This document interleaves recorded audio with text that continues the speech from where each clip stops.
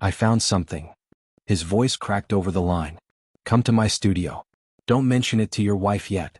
You need to see this first. I remember the pause after that. It wasn't fear. It was that unsettling recognition, the gut feeling you've been trying to ignore. Somewhere inside me I already knew. I just refused to admit it. When I arrived, he didn't speak. He opened his laptop, navigated to a folder, and let the evidence speak for itself. On the screen, it all unfolded: the wedding, the dancing, the laughter, the clinking of glasses. But in a quiet corner of the footage, under the soft glow of fairy lights, my wife's hand wasn't holding mine. It rested on him. His hand on her waist. My best friend. My best man. They weren't simply smiling. They were looking at each other like we were intruders at our own celebration. In that moment, every illusion I held shattered. We met 5 years ago. She was a designer, full of charm and subtle intensity, the kind of woman who made calm feel like a living, breathing thing. I was building a company, always chasing security, sleepless nights as a constant companion. She seemed to bring balance to my chaos. Or at least that's what I thought. The betrayal wasn't immediate. It crept in quietly, smiling when I wasn't paying attention. She stopped asking about my day, started locking her phone, and laughed at messages she refused to explain. I chalked it up to exhaustion, paranoia, the mundane turbulence of marriage. But then the late-night calls, the news sent, the vacant eyes across the dinner table, I noticed everything. I just stayed silent. Sometimes silence isn't weakness, it's strategy. The photographer handed me a flash drive. I wasn't sure if I should show you this, but you deserve to know. The word deserve cut deep. That night, I replayed the footage endlessly. Every frame etched into my memory until the lie could no longer be ignored. I didn't lash out. I didn't yell. I opened a notebook instead. Names, dates, patterns. Revenge is method, not emotion. I knew their affair would continue. Betrayers always mistake discretion for intelligence. I stopped checking her whereabouts.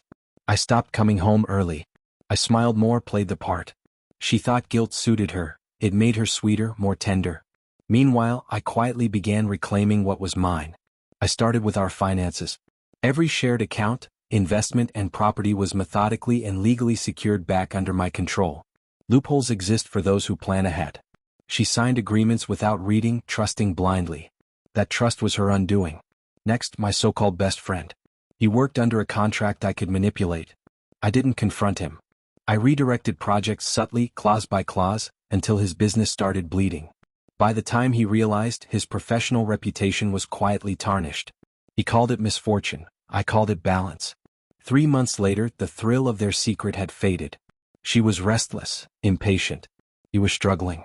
I watched them unravel like two thieves turning on each other after a botched heist. One evening, I left an envelope on the table.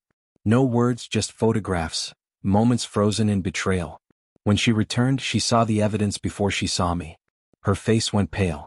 Where did you get these?" she stammered. I poured 2 glasses of wine, placed one before her, and said, "Pictures tell the truth when people refuse to speak." Tears fell. She searched for excuses, for mercy. I had none. "The papers are filed," I said. "You'll receive them tomorrow. Everything is settled." She whispered, "You're destroying my life." "No," I replied, standing. "I'm just returning it to its rightful owner." By morning she was gone, quietly, without a trace. I didn't follow. I didn't need to. Soon, whispers of financial ruin and professional collapse reached our circle of friends. I neither confirmed nor denied anything. Silence was the most powerful statement. 6 months later, the photographer called again. "I'm done with weddings," he said. "Your story, it changed how I see people." "Are you all right?" he asked. I looked out over the city that had witnessed both my fall and my rise. "I'm more than all right," I said. "I'm free.